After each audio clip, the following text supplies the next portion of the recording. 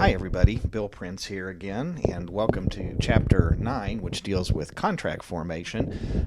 Before I begin, I would like to apologize for the length of the material this week. As you'll notice, when you look at your notes for these three chapters, we're talking about almost 50 pages, which, believe it or not, is actually a summary of the law of contracts and torts.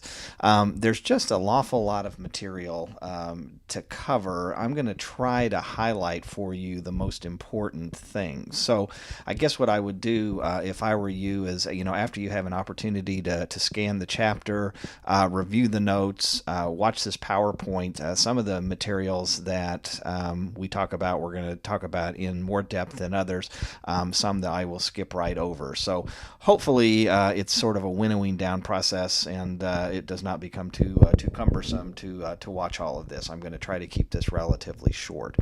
So when we talk about the legal environment of business, much of what business involves is agreements. Agreements between people, agreements between businesses, agreements between business and people. And as we talked about in earlier chapters, we have court systems that enforce those agreements. And so without meaningful agreements between people and entities, and without a mechanism by which to enforce those agreements, business would be very difficult indeed to conduct. So what we're going to spend a little bit of time on is talking about the process of contract formation and some basic contract law. As noted here, a contract is an agreement between two or more competent parties for valuable consideration to perform or to refrain from performing some act now or in the future. There's a lot of stuff in that definition, and we're going to look at each of those parts in a little bit more detail as we go along. These are the elements that are required in every valid contract. First, there has to be an agreement, and that agreement is made up of two parts. That agreement is made up of a valid offer and a valid acceptance. Secondly, there needs to be consideration. Consideration is something of value which changes hands, which convinces one party to do something that he, she, or it may not otherwise have been required to do. The third part of a contract, or the third requirement of a valid contract, is that we have contractual capacity by the parties. In other words, we're the parties of age, we're the parties of proper mental state, and so forth. Next, the agreement has to be legal. Are we contracting for the purchase and installation of a swimming pool in somebody's backyard, which would be a legal contract, or are we purchasing 2 tons of cocaine from a cartel, which would be an illegal purpose? And then in some cases, as we will see, certain contracts need to be in an appropriate form.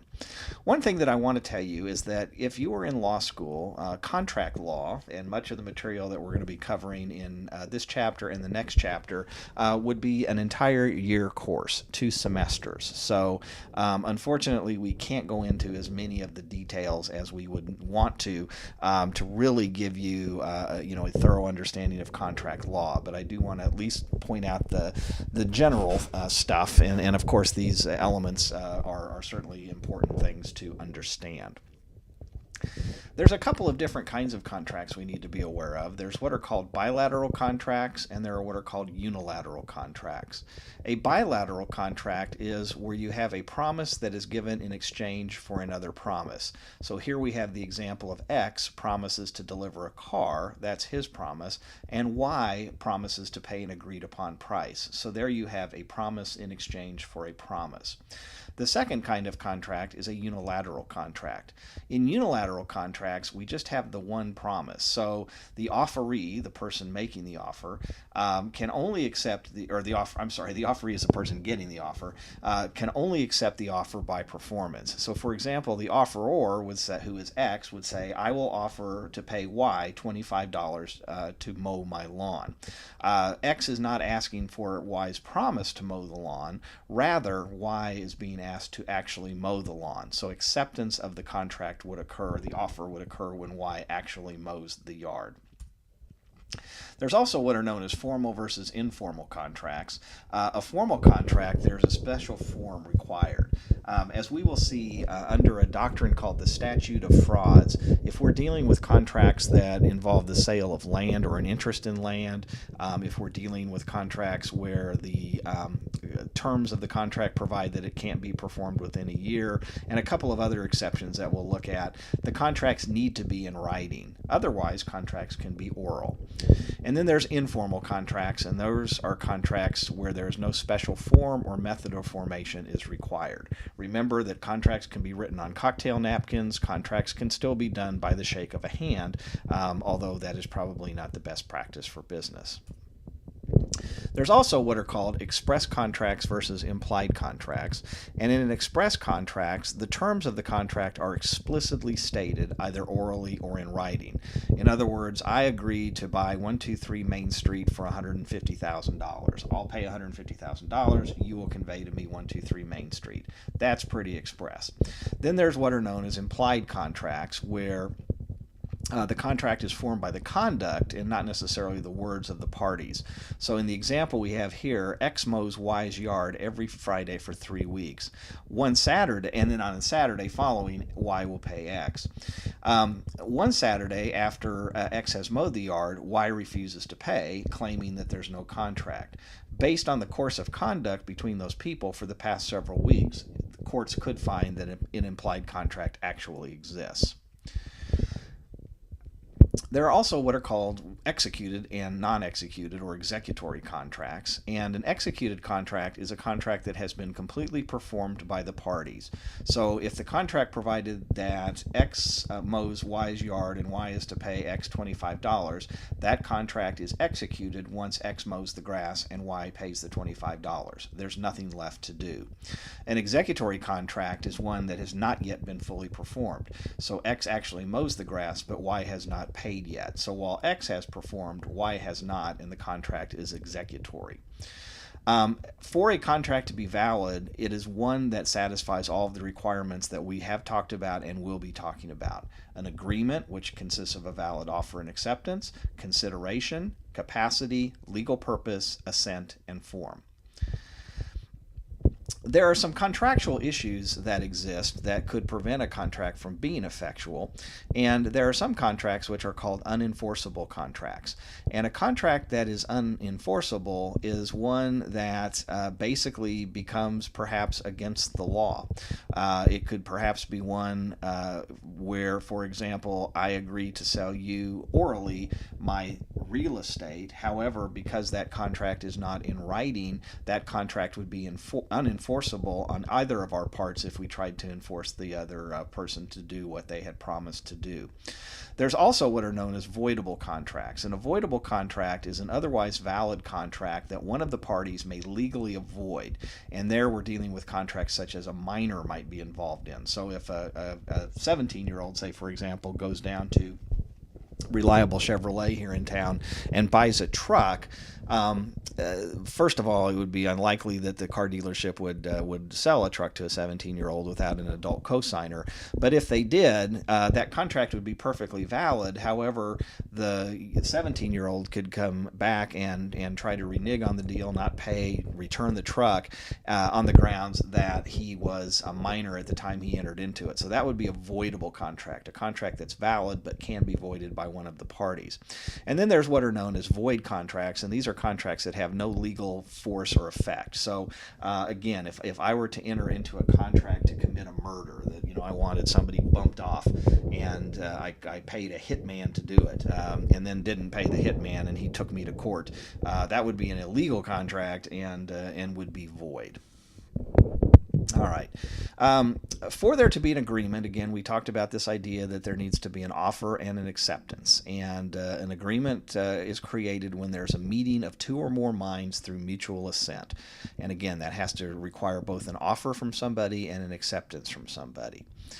An offer is a promise or commitment to perform or refrain from performing some specified act made by the offeror. Okay, a promise or commitment to perform or refrain from performing some specified future act made by the offeror. The offeror, again the person making the offer, must seriously and objectively intend to perform or refrain as offered. The terms of the offer must be reasonably certain or definite. Failure to have reasonably certain or definite terms can be the end of many a contract. And the offeror must communicate the offer to the offeree. So, for example, I would like for Y to mow my grass. So I offer Y $25 to mow my grass.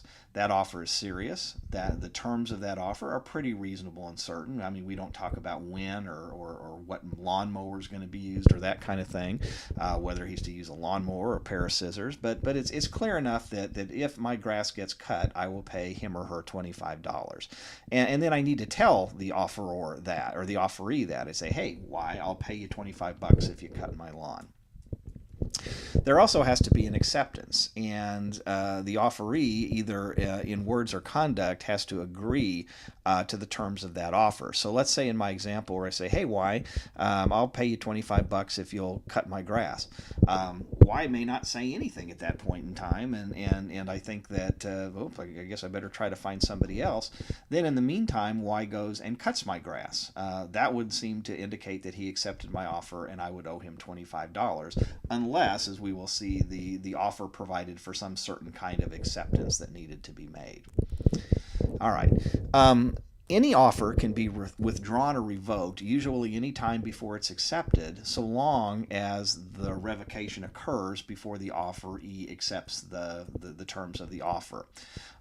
There are some offers that are irrevocable if there's separate consideration paid. So I may want to buy, a particular, or somebody may offer to pay me.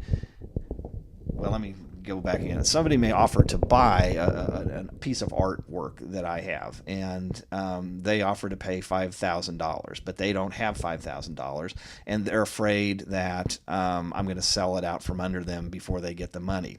We could almost, in a separate contract that for $500, I will not revoke that offer for X amount of time to allow them to get the money. So it is possible to make an offer irrevocable. And if an offeree has justifiably relied on an offer to his detriment, then there's a concept called promissory estoppel, which can prevent the offer from being revoked. So again, if I offer Y $25 to cut my grass, and then Y does that and actually spends the time and the money and the gas to cut the grass, and then I say, just kidding, I revoke that offer, he has relied to his detriment, and probably that offer cannot be revoked at that point in time. If an offeree rejects the terms of an offer, the offer terminates. So if I offer Y $25 to cut the grass, and he says, I'll do it for $30 plus trim, the offer that I made to pay him $25 has terminated, and basically Y has created a new offer. All right. Sometimes offers terminate by operation of law. Some contracts say you must accept this offer by midnight on June the 3rd. If the offer is not accepted on midnight or by midnight on June the 3rd, that offer will lapse and terminate by operation of law. If I contract with somebody to buy a racehorse and or somebody offers to sell me a racehorse, and that racehorse dies prior to acceptance, that offer would be revoked. And an offeree's power to accept will terminate upon death. So, example, if I offer Y $25 to cut my grass and Y dies, his estate probably could not accept that deal. In some cases, the death of the offeror will make the contract terminate as well. All right. In terms of acceptance of an offer, generally silence cannot be considered as acceptance. So if I walk up to you and say, "Hey, I offer to pay $30,000 for your car," and if you don't say anything, I cannot legally assume that, oh, you've accepted the terms of my offer. So generally, silence is not consent. Acceptance usually occurs when the offeree timely communicates it to the offeror. So if I say, "Hey, I'll pay $30,000 for your car," and then you say, "Fine, I'll sell it to you," we've got an agreement there. If the offer doesn't specify the means of an acceptance, the offer can be accepted by any means reasonable under the circumstances. So orally, in writing, by phone, by fax, by email, by text, unless it is specifically set forth how it has to be accepted. Time of acceptance, there's usually a rule of reasonableness, and this will show you how old the law of contracts is that there's still a thing called the mailbox rule. Remember mail? That stuff we would drop in, and several days later it would end up across town or across the country. Under the mailbox rule, an offer is accepted when deposited in the U.S. mail, properly dispatched. So if you call me up and say, "Hey, I offer to pay you $25, will you promise to cut my grass?" And then I scribble a note down and say, "I promise to cut your grass," I put it in the mail, stamp it, drop it in the mailbox, I have accepted your offer the minute that has been posted. If I fail to put a stamp on it, send it to the wrong address, then it only becomes effective at the time that you receive it. All right. Needless to say, in today's world, we don't do a lot of business by mail anymore. It seems like everything is done over the internet, and business has sort of gone that way as well. And so we need to spend a little bit of time talking about e-contract formation. Really the fundamentals are the same: offer, acceptance, consideration, legality, and so forth. It's just done in sort of a different context. So again, an electronic contract has to have the same elements as a regular contract.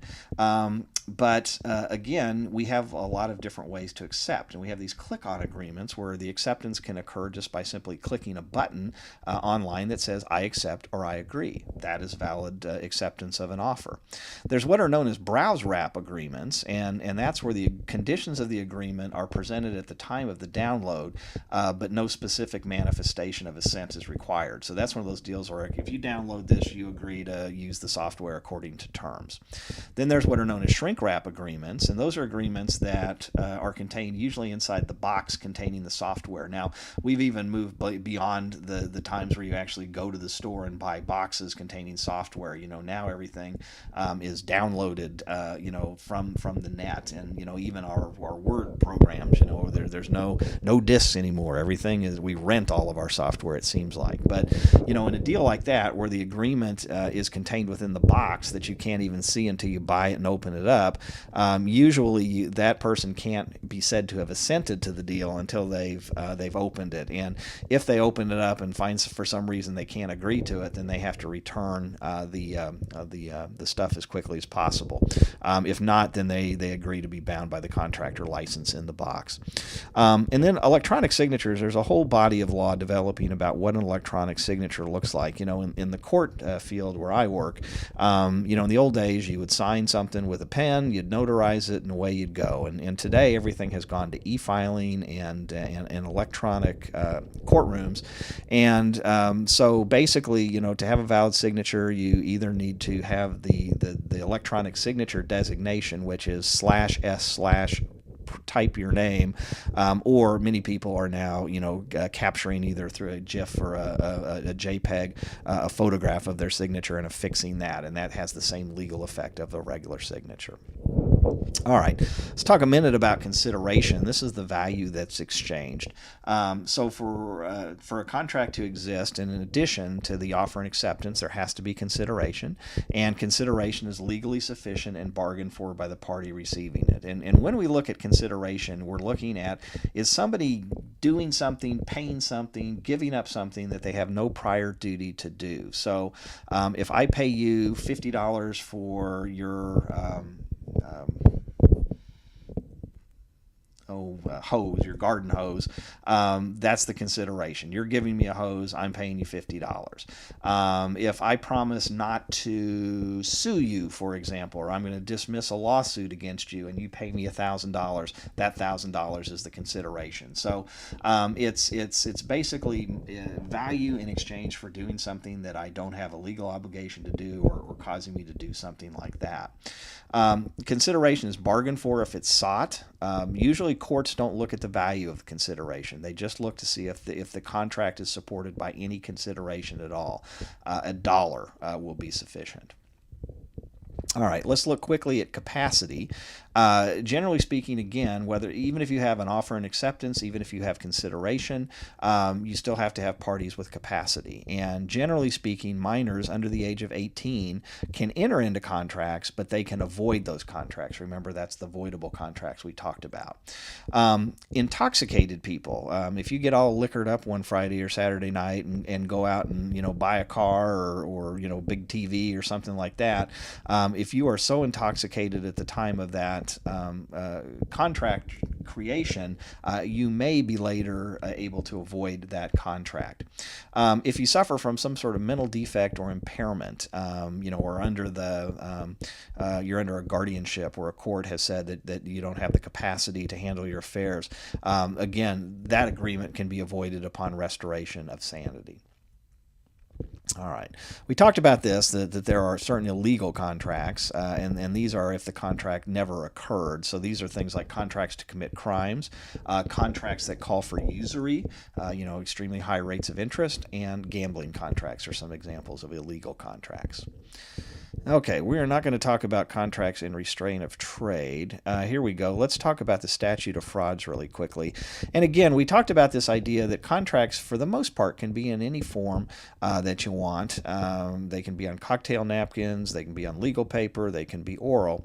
But the law says that there are certain kinds of contracts that need to be in writing to be enforceable. So even though the contract may be okay and you carry out the terms of it, if you go actually into a court and try to enforce it, if the contract is not in writing, then it's not going to be enforced by a court. And so the contracts that need to be in writing pursuant to the Statute of Frauds include contracts for the sale of real property, including mortgages, contracts that cannot by their terms be performed within a year, so some sort of employment agreement or something like that goes beyond a year, that needs to be in writing. Collateral promises to answer for the debt of another. So if, for example, I agree to co-sign for my son borrowing money to get a car, because most people don't usually pay the debts of other people, those kind of contracts need to be in writing.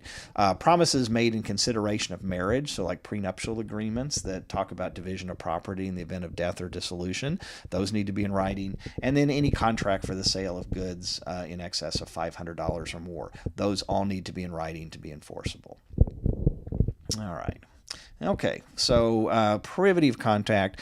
We'll talk a little bit more about privity of contract when we talk about torts, but remember this, that generally speaking, only the parties to the contract owe rights and duties to one another, and there are some exceptions to that. An example would be, I always think back to the practice of law, and when I was still in the private practice of law, I did a lot of estate planning, and so I would enter into agreements with my clients whereby I would prepare a trust or an estate for them.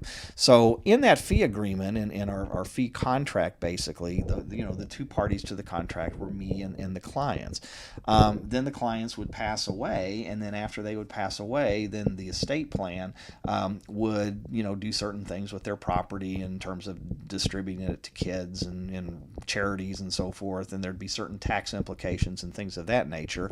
And so the question becomes, what if I entered into a contract with my clients and we did an estate plan, and then they passed away, and then we realized that, oops, I screwed up after they died, and my screw up is going to cost estate taxation or cause somebody not to get some property that they should have gotten. The question becomes, does that individual beneficiary, that kid or that sister or uncle or whoever it is, do they have the right to sue me? And ordinarily you would say, well, no, they weren't even parties to the contract because the contract was between the lawyer and the client. But there are some exceptions to this idea of privity of contract where because my error has negatively affected them in this context, I may well be subject to a lawsuit by them even though I never entered into a contract with them. So again, generally speaking, there has to be this direct relationship between the offeror and their offeree for there to be rights existing. So that ends a very brief and very fast discussion of some basics of contract. The next chapter we'll deal with breach of contract and performance of contract, and then we'll move in and talk about torts. So again, apologize 1,000 times for so much information this go around, but hopefully some of it will stick. So any questions, do not hesitate to contact me, and we'll visit with you next time.